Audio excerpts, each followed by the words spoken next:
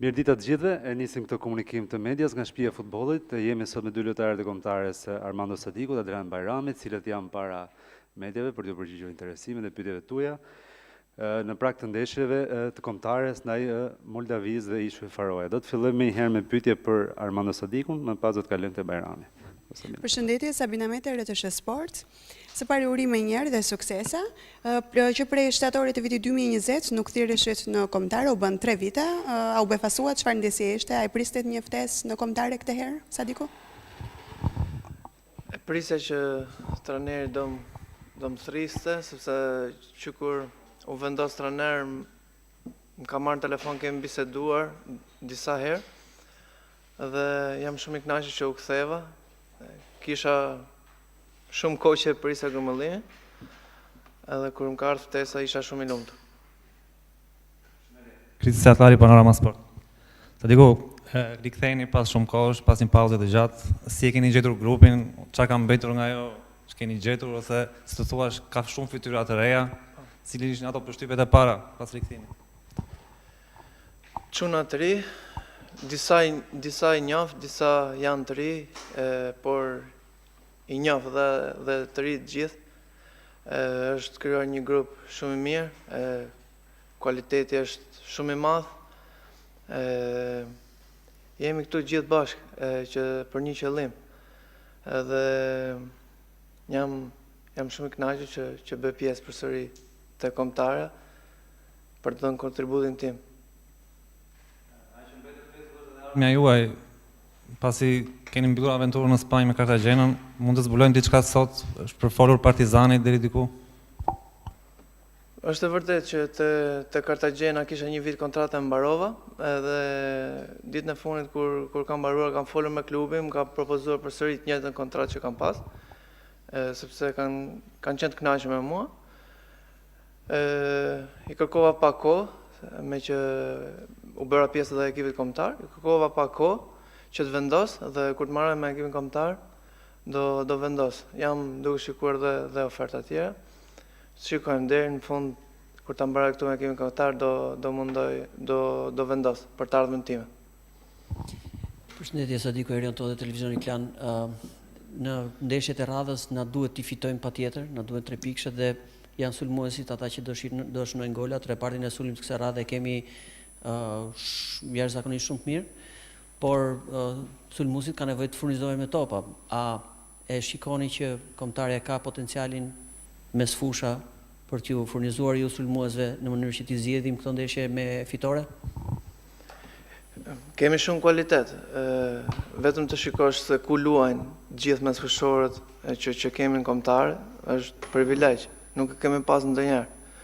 Kështu që ne sulmuesit duhet të jemi thjesht shumë të vëmendshëm në çdo aksion, që topat që do na vinë ose që do na furnizojnë mbrojtja me topa duhet që të shënojmë gola.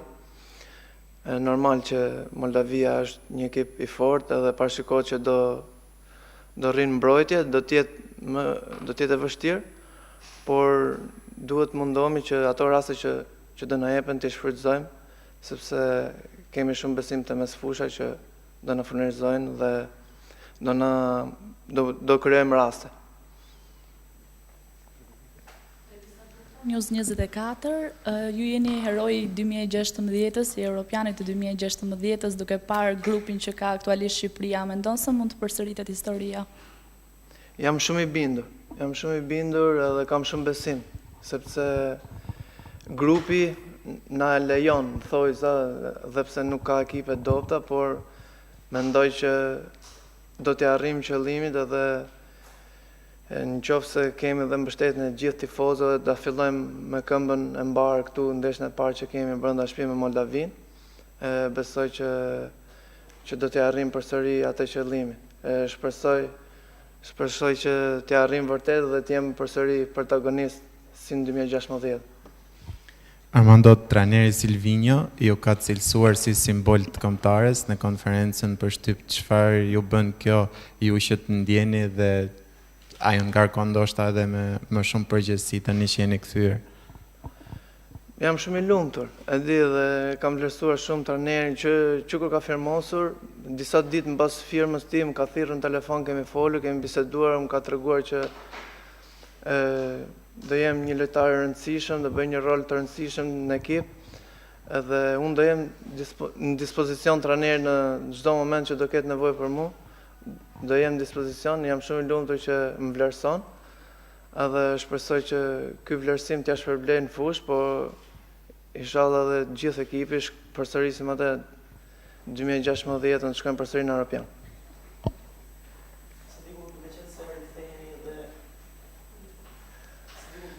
Riktheheni në kombëtare pas një periudhe shumë gjatë dhe në memorien e gjithkujt është ai gol që keni realizuar nga kampionati evropian, ku keni pasur një mbështetje të madhe. Çfarë prisni në ndeshjen me Moldavin nga tifozët, të cilët në një farë mënyrë në momentin që kanë parë emrin tuaj në listë, kanë kujtuar dhe atë sukses dhe ndoshta ju kanë ringjallur dhe atë emocionin që mund të shkojmë sërish në të njëjtin nivel?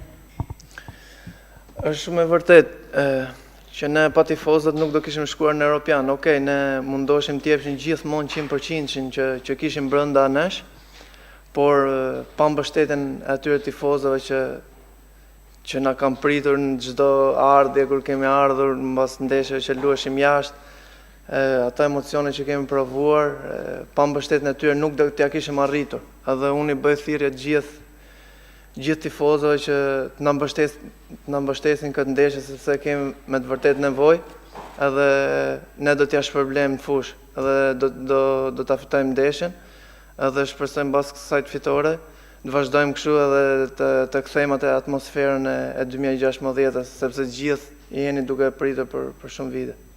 Le të ndalemi pak tek ju specifikisht, duke qenë se tashmë kombëtare theksuat edhe ju se ka shumë lojtarë me cilësi. Në repartin e avancuar, në repartin e sulmit ka shumë emra, ka shumë lojtarë, disa për tyre dhe mungojnë, mund të veçëm Armando Brojon, por dhe gjithë emrat e tjerë që janë listën aktuale për këtë ndeshje, si e sheh konkurrencën në repartin e avancuar dhe pret aktivizim në këtë ndeshje, referuar gjithë situatës, le ta themi, në këtë koncept? Shiko, konkurenca është shumë e mirë, sepse mundohesh që mos të gabosh dhe të përmirësosh. Pastaj ato janë zgjedhjet e trajnerit, ne jemi futbollistët, duhet i pranojmë zgjedhjet e trajnerit dhe duhet të jemi të gatshëm në çdo moment që sa herë që të na jepet mundësia, domethënë të japim maksimumin ton. Okej, kjo është pyetja e fundit për Sadikun, tani kalojmë me pyetje për Bajramin. Bajram Sindi. Okej. Bajrami, si ndjeni tani? Riktheni pas një dëmtimi, jeni gati 100% për të qenë që nga minuta e parë dhe sa vështirë është në fakt të zhveni në një titullare kur janë emra si Ismaili dhe Gjemshiti? Është e vërtet, jam shumë i lumtur të jem pjesë e kombëtares përsëri. Është e vërtet, kam pas një dëmtim shumë të rëndë, jam rekuperuar shumë mirë, jam 100%, jam gati. Për kësaj të mbrojtë të gjithësi Gjemshiti dhe Ismaili. Është pjesë e futbollit, unë jam shumë mirë dhe jam i përpëruar të bëj maksimumin edhe për të luajtur. Ju jeni thirrur për të parë nga trajneri Edi Rea, që ndërkohë nuk është më. Tani është në kapitull tjetër dhe Silvinho ju ka besuar sërish një ftesë. Si ndjeni për këtë dhe cilat janë raportet me trajnerin e ri? E vërtet është trajneri i re. Unë dhe trajneri kemi biseduar shumë kohë, sidomos ai erdhi në Portugali të më takoja, kur e kam pas dëmtimin, kemi pas bisedime shumë të mira, jam shumë i lumtur të jem pjesë.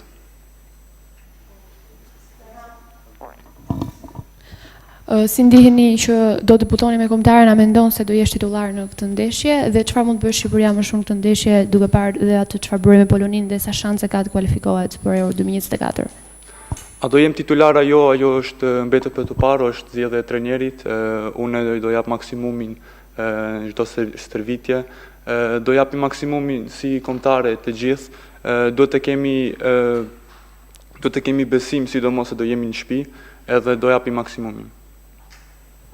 Përveç se është dëshira e mirë për të dhënë maksimumin, për të marrë maksimumin nga çdo ndeshje, po në fush, në seanca stërvitore, sa afër e ndjeni veten me lojtarët e tjerë, sa rahat e ndjeni veten në kombinimet që bën trajneri?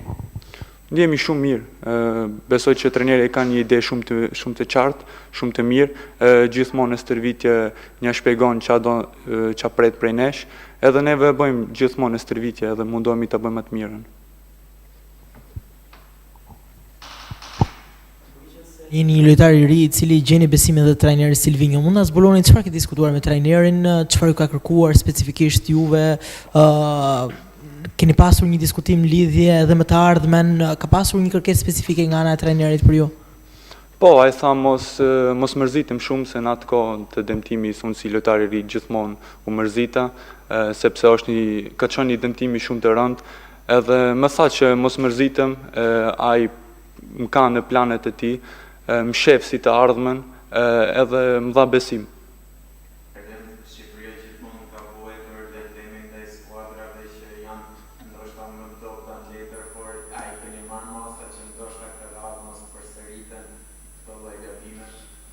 Në mendimin tim nuk ka skuadra të lehta.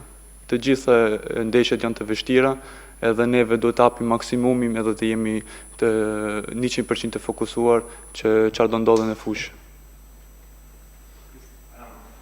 Lidhe patjetër që keni synime për të shkuar sa më lart, por si e shef sezonin e ri, jeni te Benfica B dhe mendoni se do luani një shans për të kaluar në ekipin e parë, apo thjesht të kaloni një ekip që mund të jetë pak më poshtë, por mund të luani rregullisht? Është e vërtet, kam edhe 2 vjet kontratë tek Benfica, ëndra jem është gjithmonë, ka qenë gjithmonë të jem pjesë e ekipit të parë në Benfica. Gjithsesi nuk i dihet futbollit kurrë, jam në kombëtare për momentin, pas kombëtare do shikojmë si do jetë të ardhmja. Pyetje tjera? Nuk ka. Okej, mirë atëherë, unë falenderoj shumë për praninë dhe uroj gjithë të mirat. Faleminderit.